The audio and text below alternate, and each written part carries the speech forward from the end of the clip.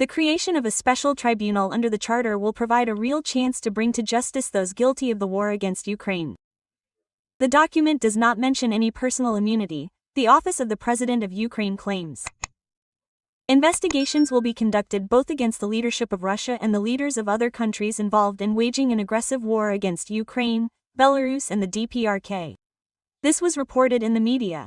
The tribunal will receive international subjectivity and will become an independent institution. The basis for its activities is Article 8 of the Rome Statute, which defines war crimes over which the International Criminal Court has jurisdiction. The article will be supplemented with criteria for aggressive war according to the UN General Assembly resolution. Investigations will be conducted against Putin, Lavrov and Mishustin. Immunity is not an obstacle to this. The draft tribunal provides that as a result, an indictment may be prepared. Although the court will not be able to bring charges and issue an arrest warrant until immunity is lifted from the publication of Deutsche Welle. And the most important challenge is the issue of the effectiveness and efficiency of the execution of decisions and, in fact, how effective this special tribunal will be in its decisions.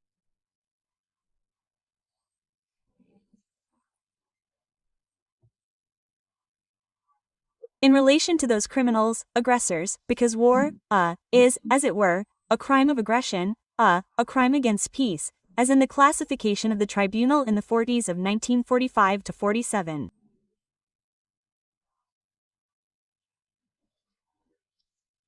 The issue of being under jurisdiction, that is, the power of jurisdiction of this court, this is, perhaps, the most important and the very first challenge.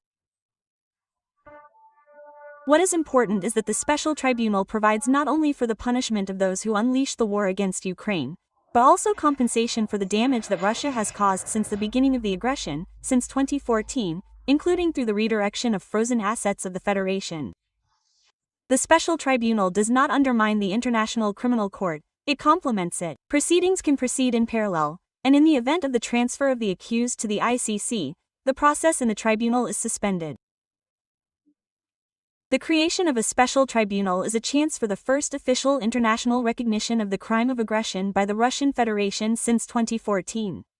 Its indictments will become the legal truth about who started this war, when and how, just like Nuremberg did. Irina Mudryaya, Deputy Head of the Office of the President of Ukraine, Facebook. The first steps towards the creation of a special tribunal were taken almost 6 months after the start of the full-scale invasion of the Russian army into Ukraine.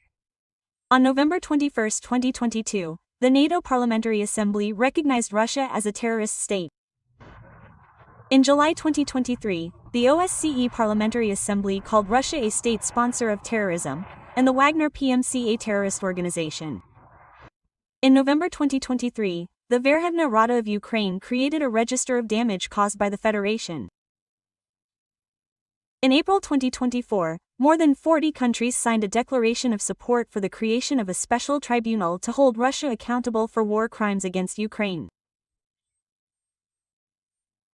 And in August 2024, the Verkhovna Rada ratified the Rome Statute of the International Criminal Court and amendments to it.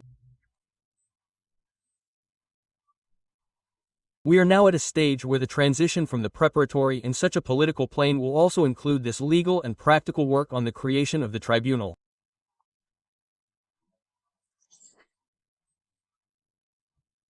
I do not think that this will also be fast and, all states will ratify at the level of their parliaments at the same time, those that will participate in this coalition.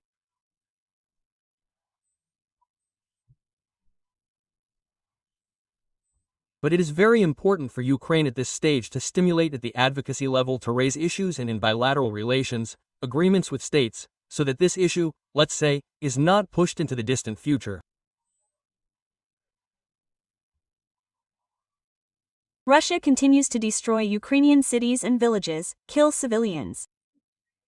In April 2025, in an interview with the American television channel CBS, President Volodymyr Zelensky said that before the full-scale invasion of Ukraine, Russia killed more than 13,000 civilians, including about 600 children. These are the official data that Ukrainian law enforcement agencies recorded at that time in the territories controlled by Kyiv. There are no statistics on the crimes of the Putin regime in the territories temporarily occupied by Russia. Larissa Petruk for the Freed TV channel.